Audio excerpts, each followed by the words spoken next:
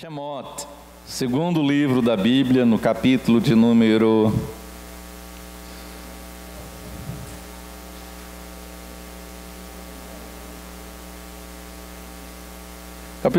15.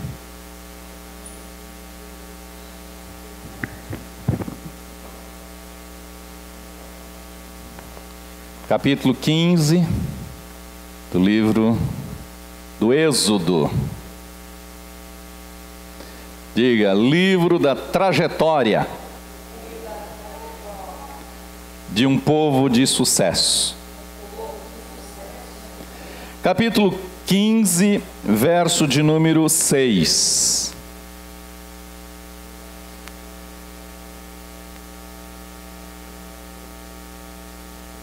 Capítulo 15, verso de número 6. Todos acharam? Amém.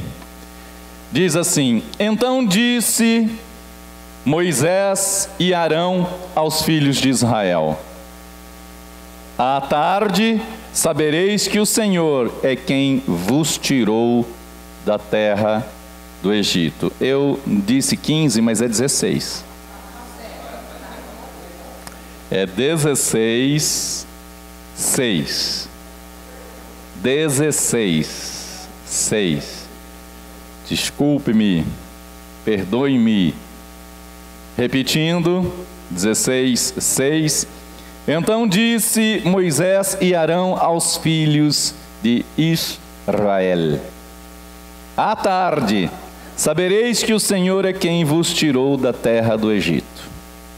E pela manhã, então vereis a glória do Senhor, porque Ele ouve as vossas murmurações contra o Senhor. E quem somos nós para que murmureis contra nós? Capítulo 17.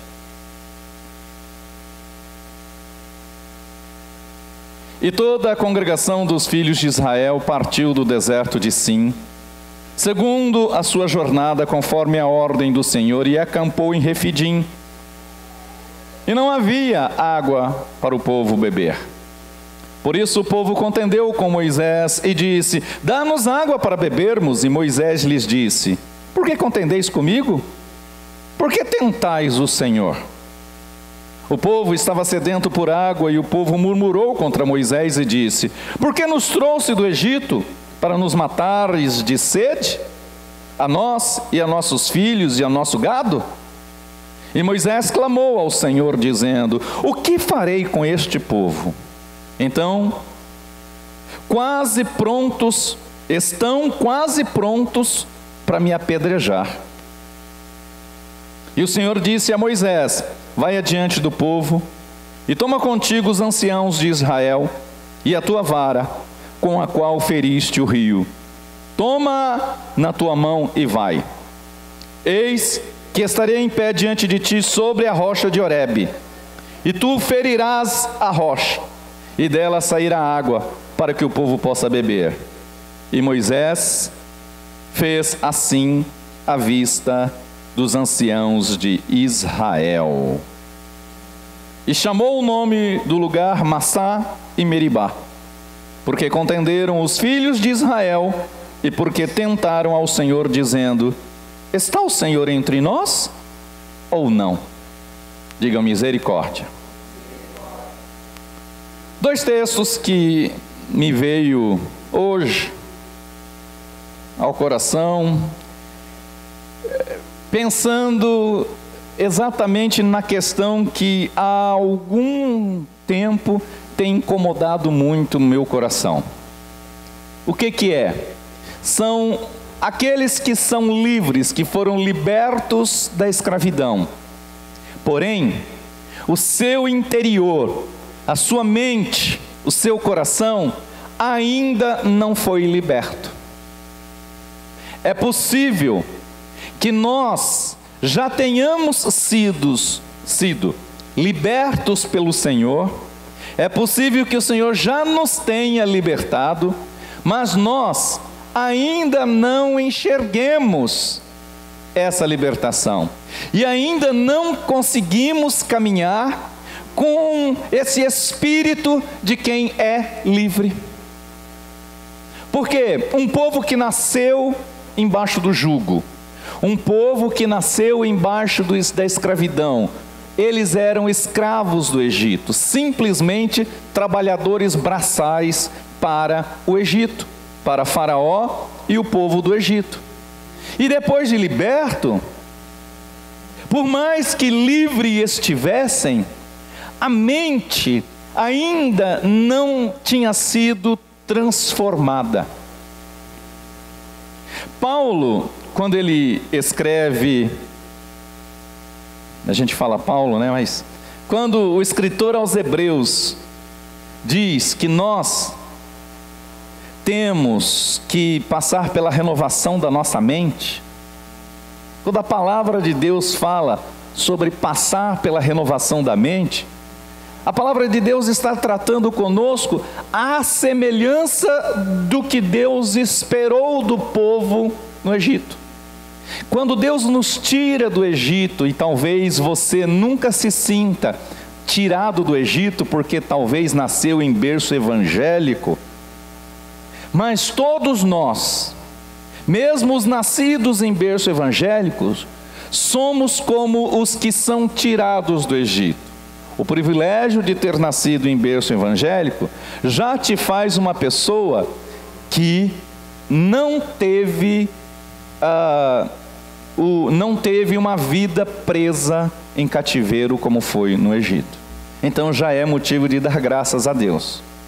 Mas muitas vezes, mesmo os nascidos têm uma mentalidade de escravo, uma cabeça que não lhe permite pensar como são os livres, não permite pensar como quem passou pela experiência de viver o cativeiro e agora tem o direito de uma nova fase. Diga direito. Diga presente de Deus, que é viver uma nova fase. Mas não consegue viver a nova fase, por quê? Porque tem entranhado em si a mentalidade da fase anterior. Diga, hoje eu vou mudar de fase. E por isso a palavra nos diz que se nós não passarmos por essa metanoia, mudança de entendimento, mudança de confiança, de credo, mudança de força de vontade, jamais viveremos como livres. Jamais vamos viver como livres se temos a mente de quem vive como escravo. Este povo tinha essa mentalidade. Deus tirou do Egito. Eles viram a maneira como foi a operação sobrenatural, milagrosa, a operação maravilhosa de Deus para tirá-los do Egito. Deus falava, vou fazer isso, e no dia seguinte acontecia.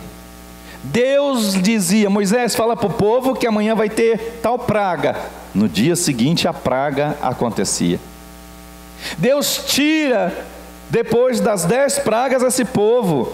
Depois eles estão diante de um primeiro impedimento, que era a travessia do Mar Vermelho. E diante da travessia, parece que a mentalidade ainda era tipicamente do escravo. Eles não conseguiram assimilar as 10 lições de Deus. Quais eram as 10 lições? Eu tenho o controle. Por 10 vezes Deus disse ao povo que ia ser liberto e ao escravizador, eu tenho o controle.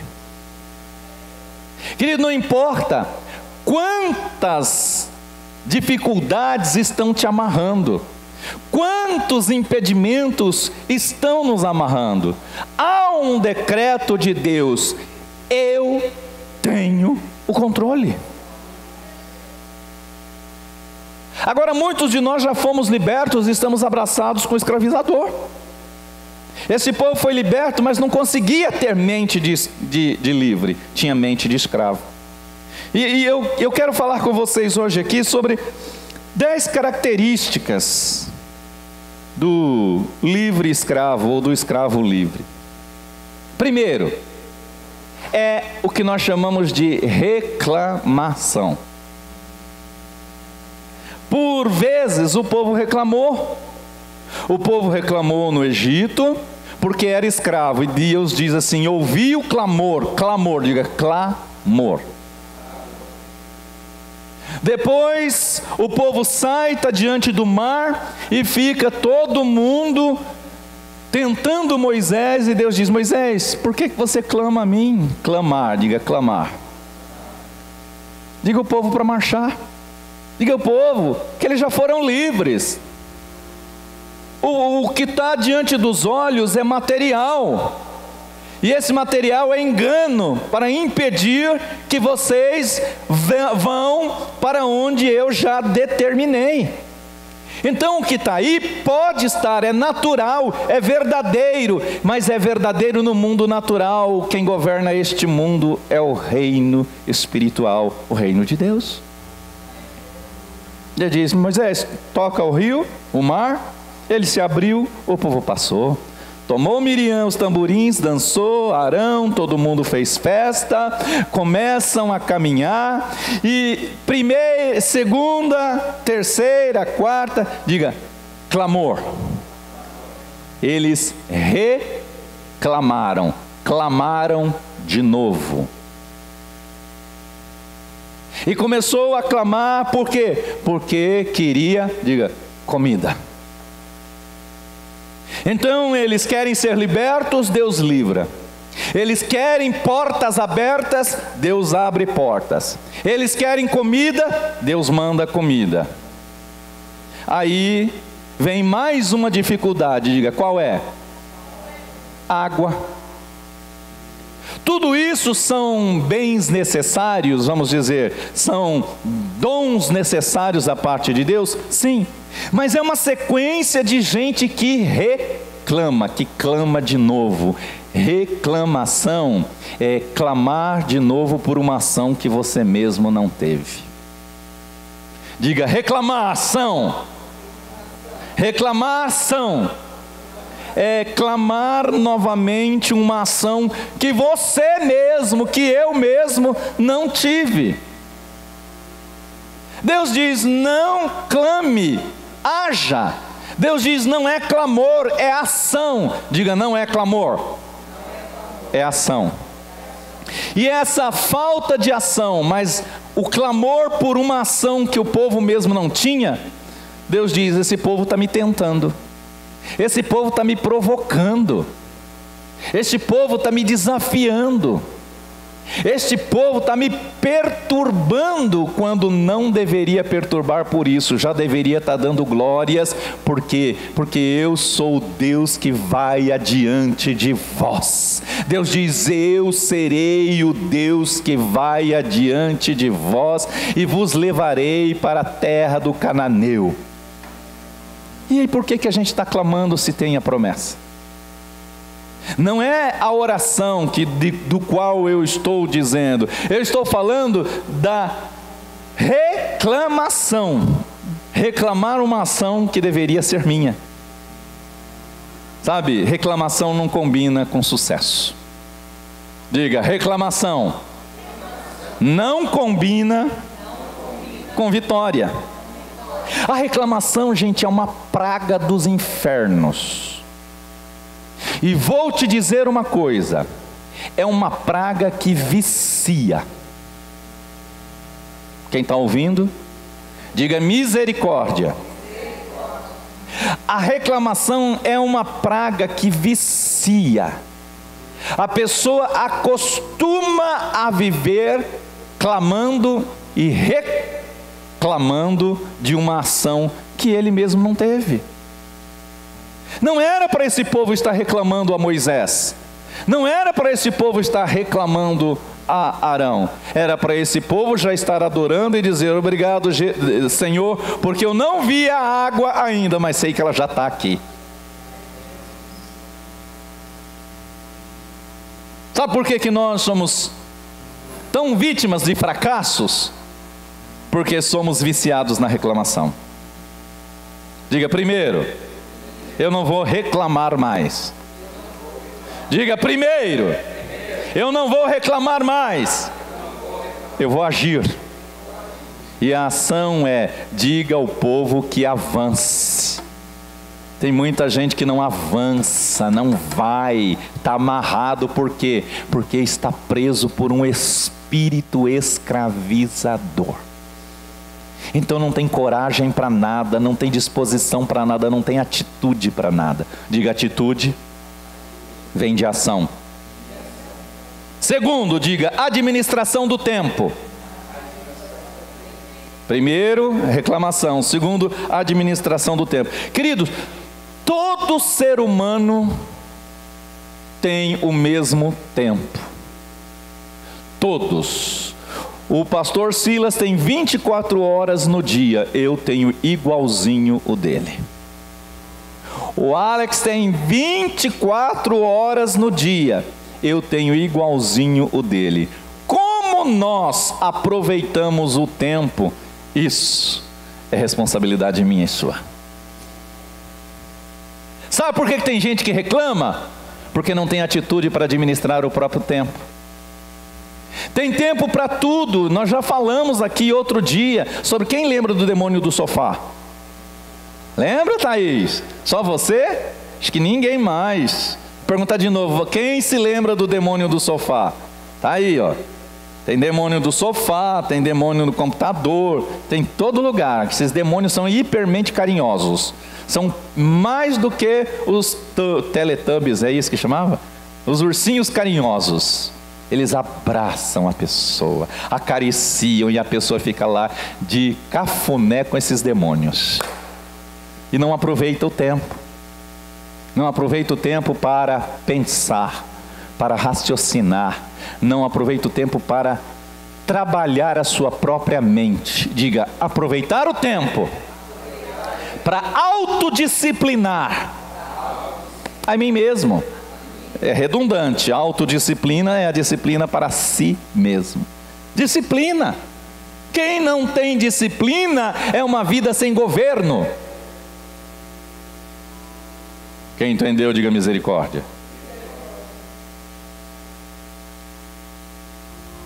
Outra, 3, diga 3. Diga assim: ninguém avança. Vamos falar de novo, com voz de chofar. Diga: ninguém avança olhando para trás. Quantas vezes esse povo dizia assim: ah, melhor nos era ter morrido no Egito. É a reclamação. Sabe por que que você perdeu a visão? Diga: perdeu. Perdeu. Tem alguém aí? Vamos repetir. Diga: perdeu a visão. Sabe por quê? Porque está olhando para trás, não tem mais visão de futuro, não consegue vislumbrar nada para frente, porque é outro vício. Diga: vício. Vício atador de crente é a visão para trás. Muita gente fica olhando porque antes era assim, porque no passado foi assim, porque antes eu tinha, porque antes, querido, enquanto você estiver preso no antes, o depois nunca virá. Diga: eu hoje vou me divorciar dos pensamentos do passado. Diga: hoje eu vou me aliançar com projetos de futuro. Só quem concorda levanta a mão, dá glória a Deus.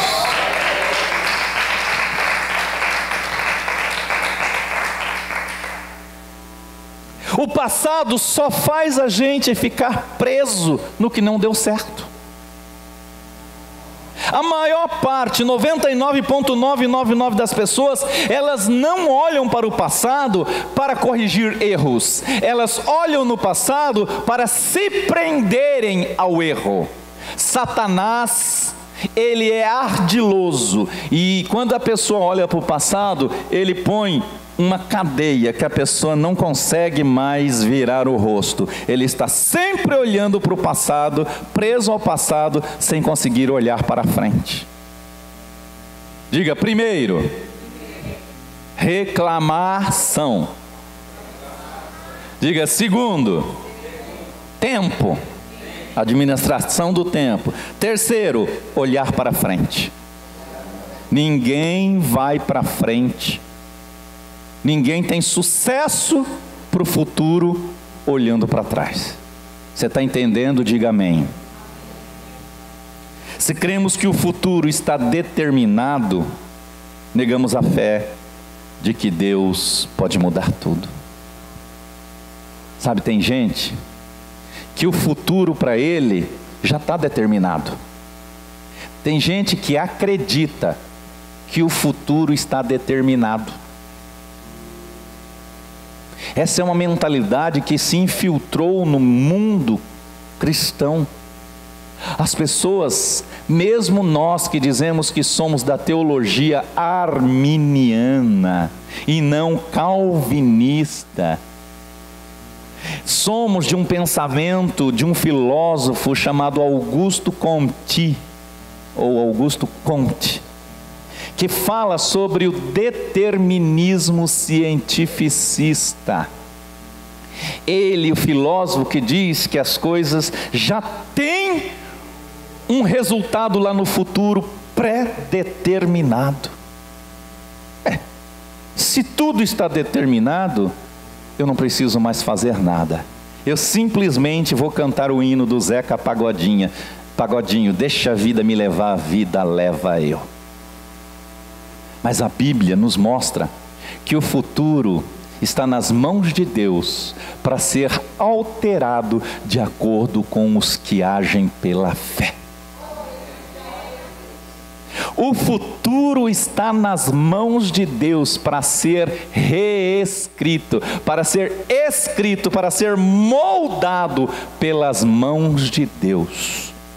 Todas as pessoas que estão presos à ideia de um futuro pré-determinado são pessoas que negam a Deus. Você está entendendo?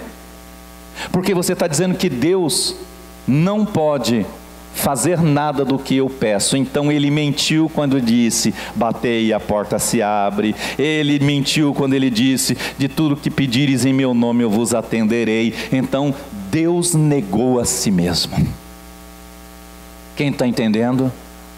O teu futuro pode ser redesenhado hoje. O teu futuro pode ser redesenhado hoje. O teu futuro pode ser redesenhado hoje. Para você redesenhar o seu futuro, você tem que se divorciar do seu passado. Quem está entendendo? Enquanto o passado for teu amante, você nunca terá aliança com o futuro. Quem entendeu? Diga misericórdia.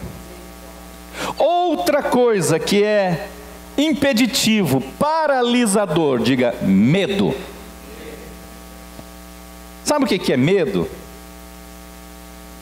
Medo é uma questão de desconfiança de Deus.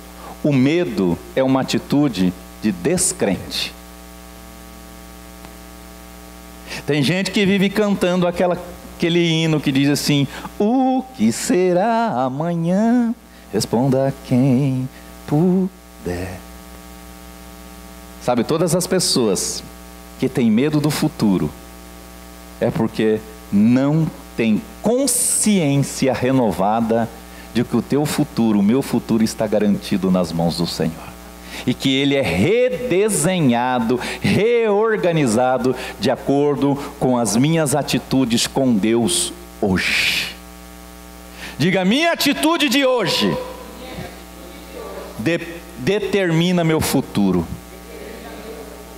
Seu futuro, querido, ele é uma página em branco. Ainda que na mão do Senhor, é você quem vai fazer o Senhor escrever esse futuro. Suas atitudes, as nossas atitudes. Quem entendeu, diga amém. Tem gente que tem medo de correr riscos. Tem gente que tem medo de fazer negócios. Por quê? Porque tem medo. Está sempre com medo de perder. Quem vive escravo do medo de perder, nunca usufruirá do que vai ganhar. Ah, mas eu tenho medo. Eu tenho medo. Vai dizer aqui. Me levante uma mão aqui para eu descer daqui nervoso, se você não faz parte deste grupo do medo de arriscar. Todos vivemos isso, com esse medo de arriscar, o medo dos novos desafios. Mas mais do que dos novos desafios, é o medo de perder. Eu não arrisco para o futuro porque eu tenho medo de perder. E já vem o provérbio popular que todo mundo conhece: quem não arrisca, não petisca. E eu vou te dizer que correr risco com Deus é nunca correr risco, se é que deu para entender a analogia. Correr risco com Deus é nunca correr risco. Amém? Diga, desculpas. Não é pedir desculpa, perdão para alguém, são as desculpas. Muita gente diz: ah, hoje eu não vou ao culto por causa disso. Hoje eu não fiz tal coisa por causa disso. Hoje eu não orei por causa disso. Para tudo o ser humano consegue arrumar uma justificativa, uma desculpa. Eu quero dizer, querido, que diante de Deus somos indesculpáveis por não seguir a orientação que Ele mesmo nos dá. Os teus fracassos são determinados pelas desculpas que você dá quando você não agiu, não caminhou, não fez, não tomou uma atitude por fé. Você está entendendo? Diga amém. Tem alguém aí? Você está me entendendo? Está me entendendo, Tony? Está me entendendo, Lu? As desculpas, elas são diárias. Quer ver as desculpas? Ah, hoje eu estou muito cansado. A gente se cansa todos os dias. Quer ver a desculpa? Ah, ninguém me dá oportunidade. Quem já ouviu essa frase? Ninguém me dá uma oportunidade. Eu nunca tive uma oportunidade na vida. Há um homem na Bíblia chamado Jabes, ou Jabes. Ele era filho de uma prostituta. Ele era excluído da família. Mas as oportunidades estavam junto com ele, porque ele enxergava as oportunidades. Ele disse com Deus: ó, eu quero isso, eu quero isso, eu quero isso. Ele não fez desculpa: eu sou rejeitado pela família porque eu sou de um relacionamento extraconjugal, porque minha mãe era uma excluída socialmente. São as desculpas que nós temos. Ah, porque eu venho lá de não sei onde. Ah, porque eu venho de uma família pobre. Ah, porque meu pai quebrou 10 vezes. Ah, porque nada dá certo na minha vida. Cuidado com as palavras que saem da tua boca. A Bíblia diz que de todas elas você vai prestar contas. Cuidado, não é prestar contas no juízo final, não. É prestar contas no dia a dia. Alô? A Bíblia diz: do fruto da boca fartará o teu ventre. A Bíblia está falando que o que você fala é o que vai te fazer crescer ou diminuir. Quem está entendendo, diga amém. Diga amém. Ah, acreditar Diga: acreditar. De novo: acreditar. Diga: em mim mesmo. A maior parte das pessoas não acreditam em si. Por quê? Porque tem uma força diabólica, querido, que tenta fazer na nossa mente uma lavagem cerebral, dizendo que você não é capaz. O outro é, aquele é. E eu não estou falando de pessoas que não têm nada, eu estou falando de pessoas que até conquistaram, mas no fundo do seu interior, elas não têm confiança em si mesmo. Diga: acreditar em si mesmo. Isso não é uma opção, querido. Se você não acreditar em si mesmo, no potencial de Deus na tua vida, na capacidade de você vencer montes, na capacidade de você abrir rios, porque Deus está contigo, você nunca pisará em terras de promessa. Quem está entendendo, diga: misericórdia. Diga: eu vou crer que Deus é comigo e Ele vai me fazer valer. Isto é, você vai mostrar o teu valor. Pare de desacreditar em si mesmo, porque até o mundo cristão pregou muito na nossa cabeça que a gente não poderia acreditar em nós mesmos, porque isso é diminuir Deus. A Bíblia diz: maldito o homem que confia no próprio homem. Está escrito isso? Diga: está. São as pessoas que repulsam Deus, dizendo: eu me basto. É isso que a palavra de Deus nos orienta. Nós não podemos crer que eu me basto. Eu creio que eu posso todas as coisas por aquele que me fortalece. É isso, acreditar em si mesmo. Não é você achar que você é o top dos tops sem Deus. É você crer que você é o top porque Deus está com você.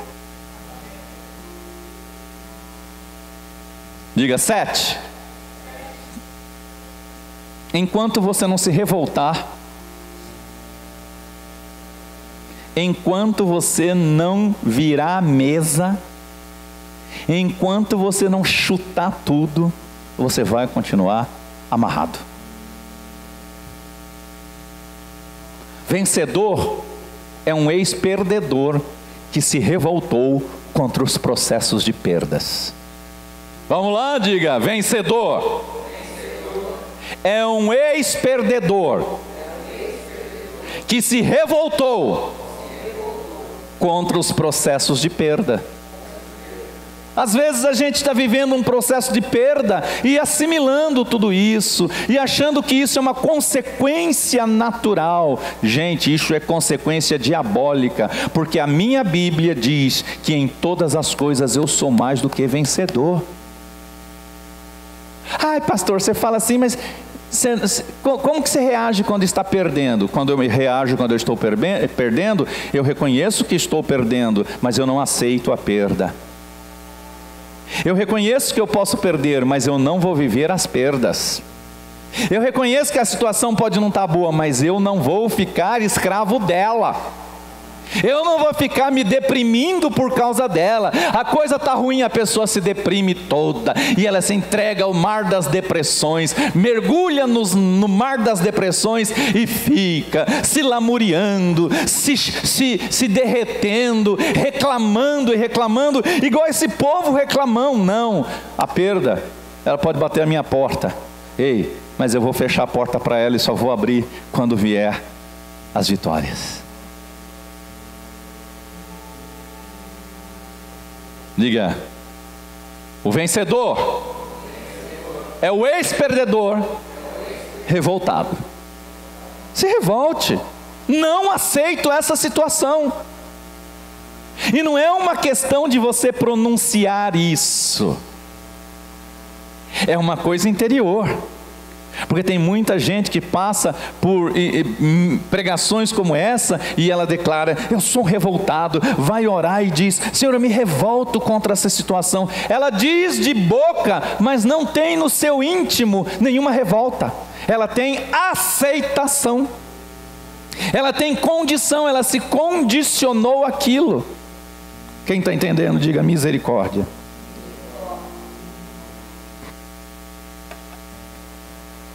Oito. Está terminando. Diga vitimização.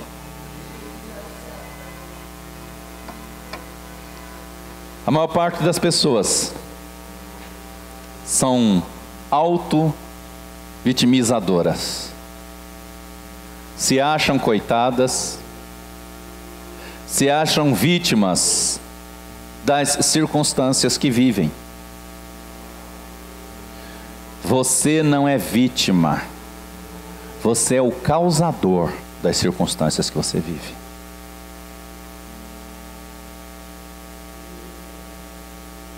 Você não é vítima, você é o causador, porque você tem a oportunidade de fazer diferente e não fez.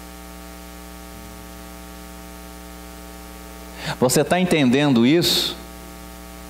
Você pode querer discordar de mim, problema teu, mas eu vou te dizer uma coisa: você não é vítima, você é o causador das tuas circunstâncias. Eu vou dizer de novo: você pode se revoltar, você pode se estrebuchar, mas você não é vítima, você é o causador da circunstância.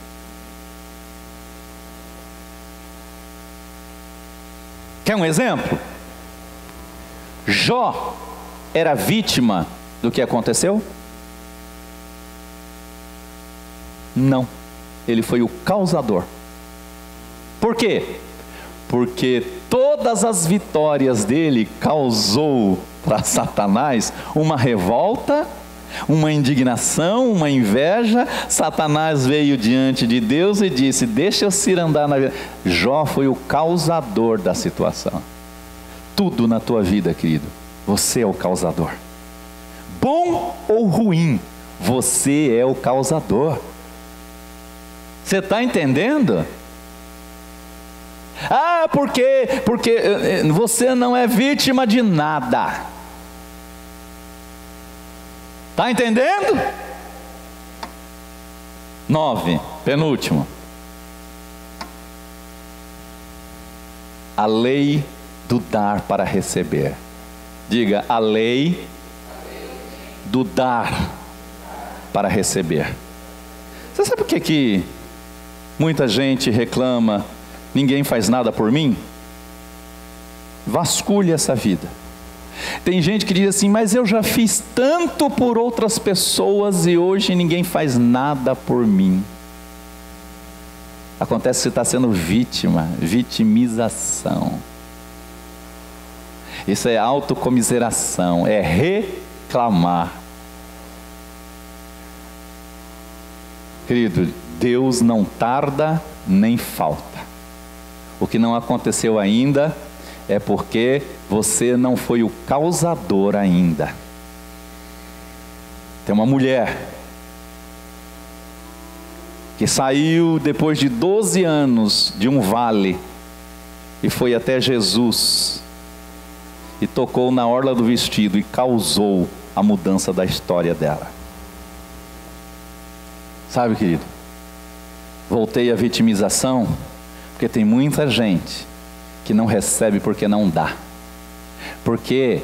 Porque no passado fez e acha que tem de... Querido, a semente também morre. A colheita também morre. Você fez no passado, mas está fazendo hoje? A Bíblia diz lá em Eclesiastes 11: semeia pela manhã e à tarde, nunca retires a tua mão de semear. Agora, você fez no passado, querido, o que você fez no passado é passado. Volto de novo às pessoas que vivem com a cabeça virada, pensando no passado. Diga: para se tornar, repita, para se tornar um excelente recebedor, eu tenho que primeiro ser um excelente doador.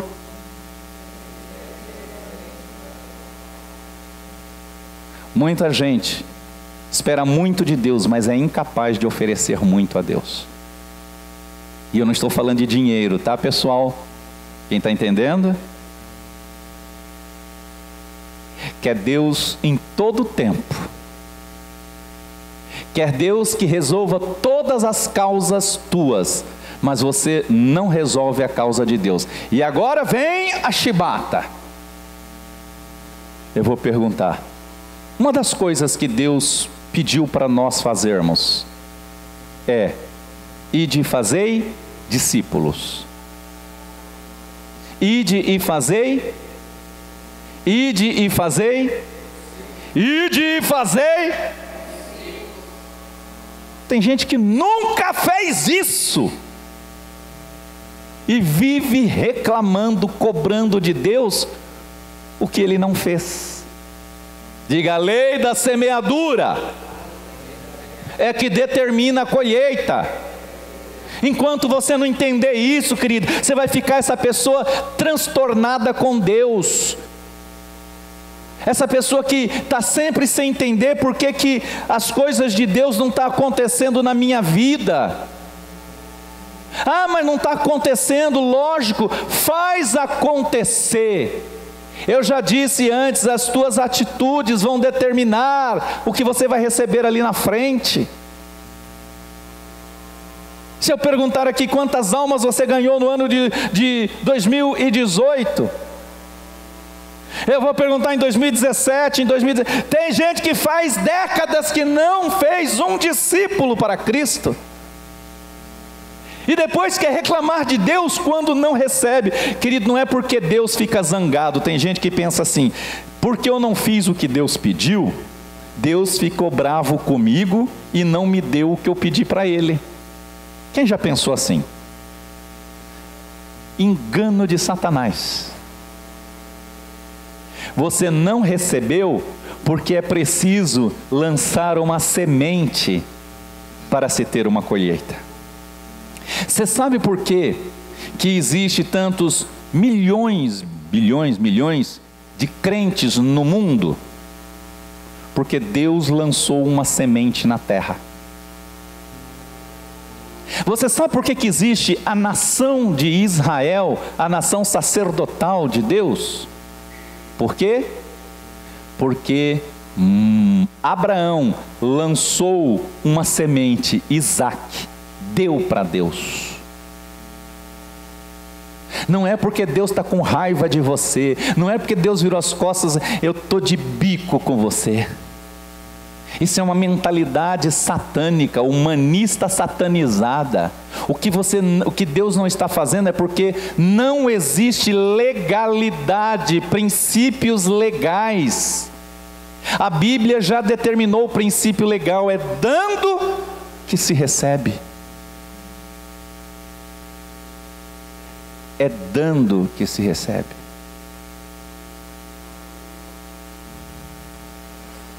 A lei do dar vem antes do receber. Quem entendeu, diga amém. Por último, a oportunidade é para hoje, não é para amanhã. As pessoas que postergam tudo, que postergam as oportunidades. Deus chegou para o povo e disse assim: ó, hoje vai ter maná, vai ter comida do céu. É para hoje, não é para amanhã. É para hoje. E por isso Jesus diz na oração que Ele nos ensina: o pão do dia de hoje dai-nos sempre, mas é o de hoje. Tem gente que está sonhando com o futuro, mas não toma uma atitude no dia presente. Sonhar com o futuro não vai fazê-lo realizar. A atitude de hoje vai determinar o teu futuro amanhã. A tua atitude hoje vai te dar o direito da colheita amanhã. Comece hoje. Comece hoje a estabelecer o que você vai fazer a partir de agora. Por quê? Porque é um tempo de reflexão. 2019 está chegando. 2019 é o ano dos novos começos. 2019 é o ano de recomeço. 2019 é o ano das novidades, coisas novas. Estou querendo hoje te trazer esta palavra da parte de Deus. Divorcie de passados. Deixe o novo de Deus permear a sua mente, entrar na sua mente e toma atitude.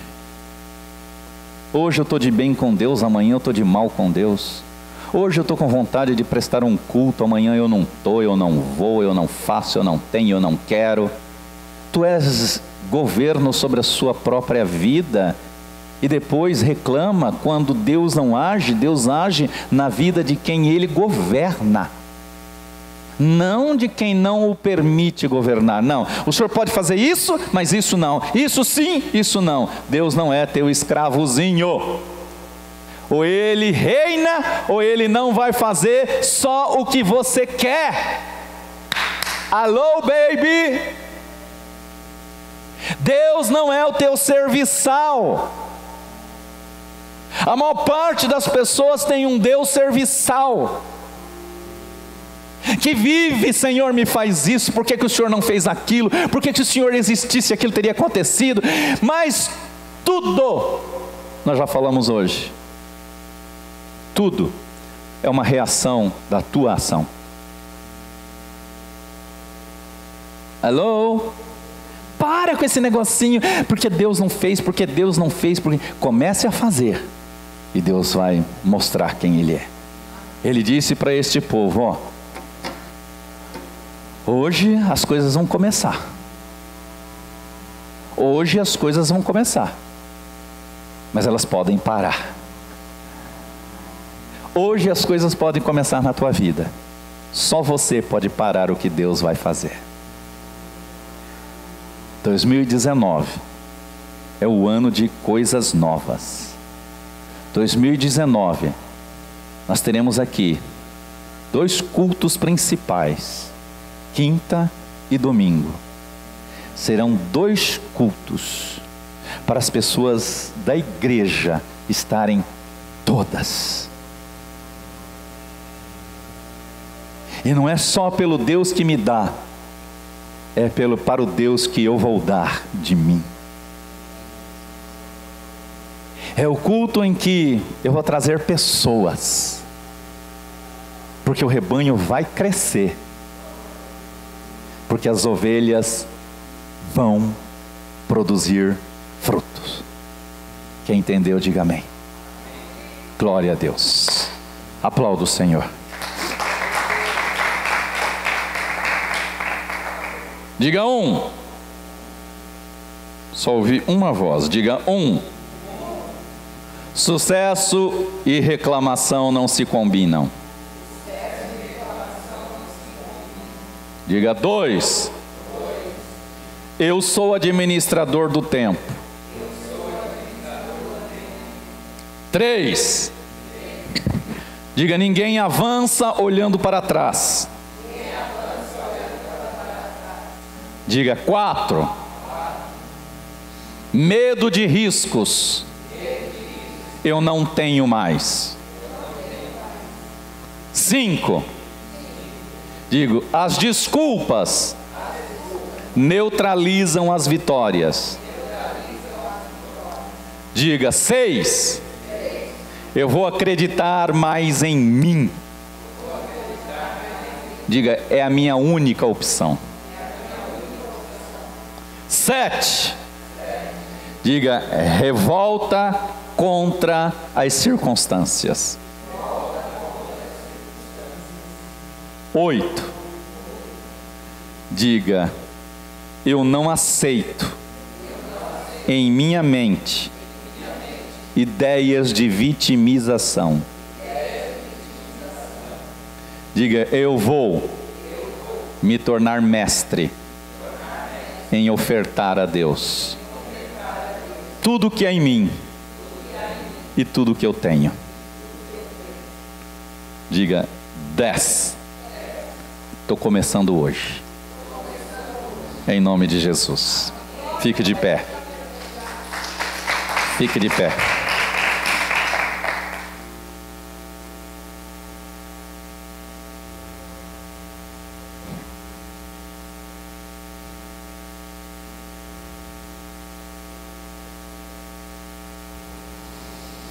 Põe a mão sobre o seu coração.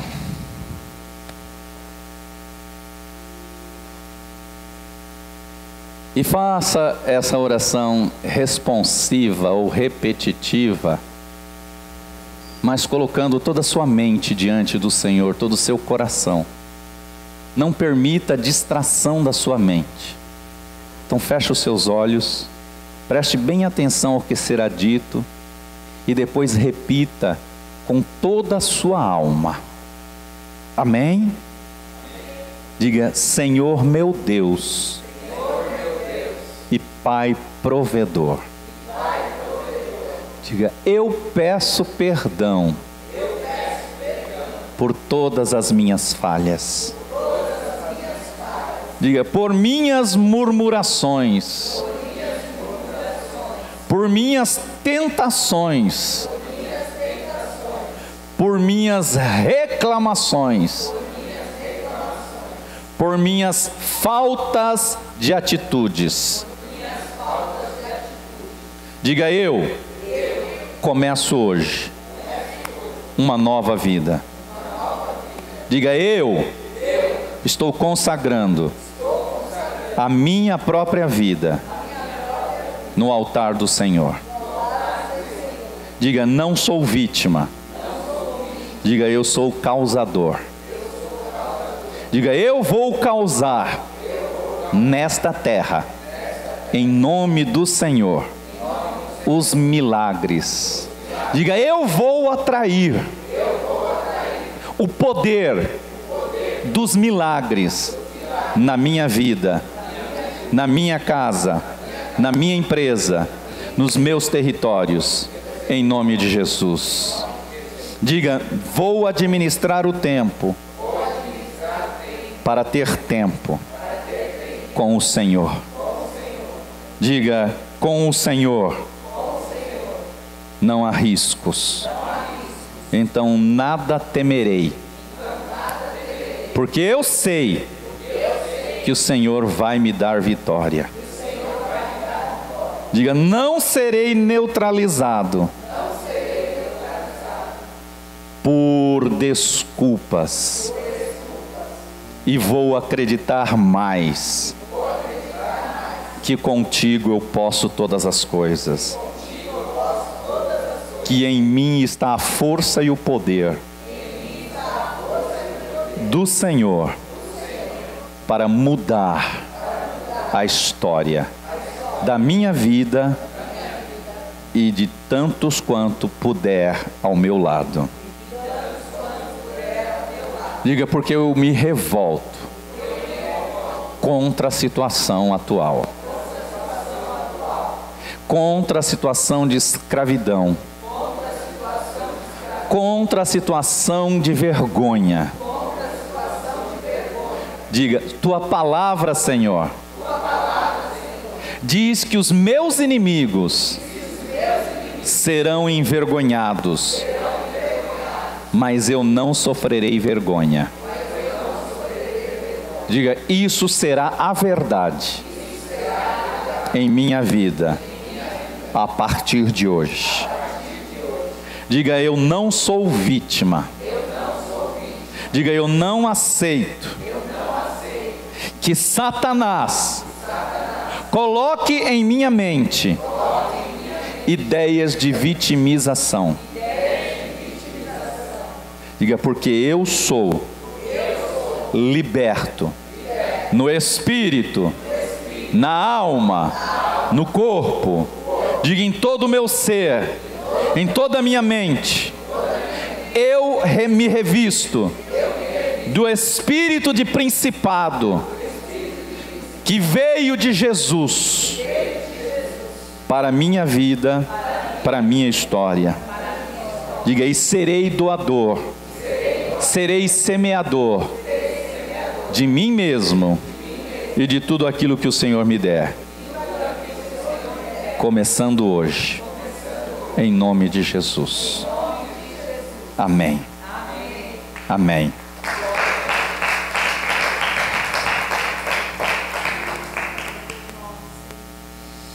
Existem certas coisas que são verdades. Existem certas coisas que são verdades. Por exemplo, você chegar a abrir a geladeira em casa e lá dentro só ter vento. Pode ser uma verdade. É uma verdade. Mas certas verdades naturais, elas paralisam os crentes. Você pode chegar agora, passar no banco ou no seu celular, no seu aplicativo, consultar sua conta e não ver nada na sua conta. E aí vem uma força maligna e implanta, aprisiona mentes de que você não tem. Aí você acorda amanhã com não tem, aí você acorda depois com não tem. Passa a acordar o amanhã dizendo: hoje vai ter. Amém? Hoje vai ter. Aí você acorda e não tem. O que você vai fazer? Eu vou continuar acreditando. Por quê? Porque eu não sou escravo do que vejo. Eu sou servo do Deus que me faz ver um novo céus, uma nova terra, uma novidade de vida. Você está entendendo isso?